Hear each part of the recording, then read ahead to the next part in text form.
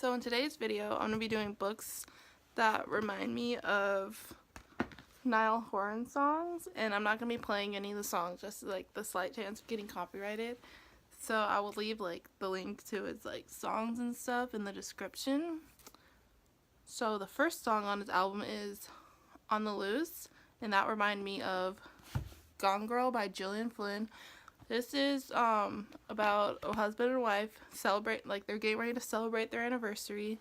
She mysteriously disappears, and it's like they live in like a small town, so like everybody kind of knows each other. So everything stuff's people start talking, and they think that he killed her and all that, but it just goes in weird directions. But it's a really interesting book. But it's really weird at the same time. The next song is This Town, and it reminded me of Paper Towns by John Green. So it says, Quentin Jacobson has spent a lifetime loving the magnificent Margot Ruth Spiegelman from afar. So when she cracks open a window and climbs back into his life, summoning him for an ingenious campaign of revenge, he follows. When their all-nighter ends, a new day breaks, Margot has disappeared. But Q soon learns that there are clues in there for him. Embarking on an exhilarating adventure to find her, the closer Q gets, the less he sees a girl he thought he knew. The next song is Seeing Blind, and this features Maren Morris. And this reminded me of The Great Gatsby by F. Scott Fitzgerald. And this is a story about the wealthy Jay Gatsby and his love for the beautiful Daisy Johnson. Oh, not Daisy Johnson. Daisy Buchanan. I don't know where I got Johnson from. And it's about parties and all that, and he's just trying to get her to be in love with him and all that. It's a really cute story. And the next this is probably the weirdest comparison, but the next song on this album is Slow Hands, and it reminded me of Twilight by Stephenie Meyer. And this is basically about, I'll just read the back because I like how the back is. It's about 3 things I was absolutely positive. First, Edward was a vampire. Second, there was a part of him and I didn't know how dominant that part might be that thirsted for my blood. And third, I was unconditionally, irrevocably in love with him. The next is Too Much to Ask, and this reminded me of Lovely Bones by Alice Sebold. And it's set, and I'll just read the thing again. It says, my name was Salmon, like the fish. First name Susie. I was 14 when I was murdered on December 6, 1973. So begins the story of Susie Salmon, who is adjusting to her new home in heaven, a place that is not all what she expected. Even as she is watching life on Earth continue without her, her friends trading rumors about her disappearance, her killer trying to cover his tracks, her grief-stricken family unraveling, out of unspeakable tragedy and loss, Lovely Bone succeeds miraculously in building a tale filled with hope, humor, suspense, even joy. And the next one on this list is Paper Houses, and it reminded me of The Notebook by Nicholas Sparks. And this is a 31 Noel Calhoun back in coastal North Carolina after World War II is haunted by images of the girl he lost more than a decade earlier. At 29, socialite Allie Nelson is about to marry a wealthy lawyer, but she cannot stop thinking about the boy who long ago stole her heart. Thus begins the story of a love so enduring and deep it can turn tragedy into triumph and may even have the power to create a miracle. And the next one is Since We're Alone, and that will remind me of The Lucky One by Nicholas Sparks. This one says, after U.S. Marine Logan Tybalt finds a photograph of a smiling young woman buried in the dirt during his tour of duty in Iraq, he experiences a sudden streak of luck, winning poker games, even surviving deadly combat. Only his best friend Victor seems to have an explanation for his good fortune. The photograph is his lucky charm. Then, he returns home and he can't get the girl out of his mind, so he sets off on, this cross-country thing, cross-country trip, and he ends up finding her. Then, yeah. The next one is, Flicker, and this reminds me of The Fault in Our Stars by John Green. I thought it was upside down for a minute. Okay. This one's about spider tumor shrinking medical miracle that has bought her a few years. Hazel has never been anything but terminal. Her final chapter inscribed upon diagnosis.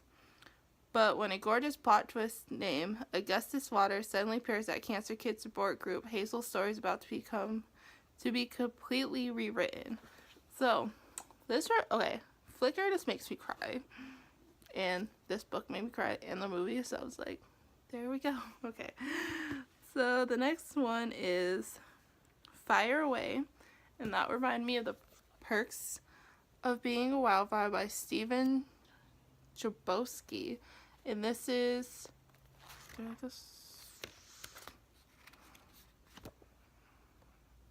it says, "The Perks of Being a Wildfire" is a story about what it's like to travel that strange course through the uncharted territory of high school, the world of first dates, family drama, and new friends. So yeah, I love this book so much.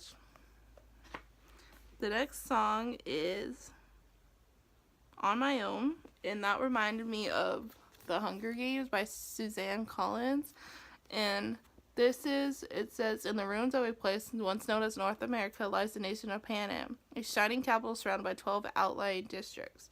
The capital is harsh and cruel and keeps the districts in line by forcing all to send one boy and one girl between the ages of 12 and 18 to participate in the annual Hunger Games, a fight to the death on live TV. 16-year-old Katniss Everdeen regards it as death sentence when she steps forward to take her sister's place in the games, but Katniss has been close to death before in survival. For her, it's second nature without really meaning to. She becomes a contender, but if she to win, she'll have to start making choices that weigh survival against humanity and life against love." Then, next one is Mirrors, and this reminded me of Turtles All the Way Down by John Green. This is 16-year-old Asa never intended to pursue the mystery of fugitive billionaire Russell Pickett. But there's a $100,000 reward at stake, and her best and most fearless friend Daisy is eager to investigate. So together, they navigate the short distance and broad that divides separate them from Russell Pickett's son David. It is a strategy. She's trying to be a good daughter, a good friend, a good student, and maybe even a good detective, while also living with the ever-tightening spiral of her own thoughts. The next one is The Tide, and this reminded me of Dear John by Nicholas Sparks. This one is, when Savannah Lynn Curtis comes into his life, John Tyree knows he is ready to turn over a new leaf. An angry rebel, he had enlisted in the army after high school, not knowing what else to do. Then during a furlough, he meets Savannah, the girl of his dreams. The attraction is mutual and quickly glows into the kind of love that leaves Savannah vowing to wait for John while he finishes his tour duty. But neither can foresee that 9/11 is about to change the world. Like so many proud men and women, John must choose between love and country. Now, when he finally returns to North Carolina, John knows that loving Savannah will force him to make the hardest decision of his life. Then, You and Me, reminds me of one of my favorite books ever by Nicholas Sparks, and it's The Longest Ride. And this one is, Ira Livingston is in trouble, 91 years old and stranded and injured after a car crash. He struggles to retain consciousness until a blurry image materializes beside him. His beloved wife, Ruth, who passed away 9 years ago, urging him to hang on, she forces him to remain alert by reminiscing about their lifetime together. Ira knows that Ruth cannot possibly be in the car with him, but he clings to her words and his memories. A few miles away, at a local bull riding event, university senior Sophia Danko meets a young cowboy named Luke.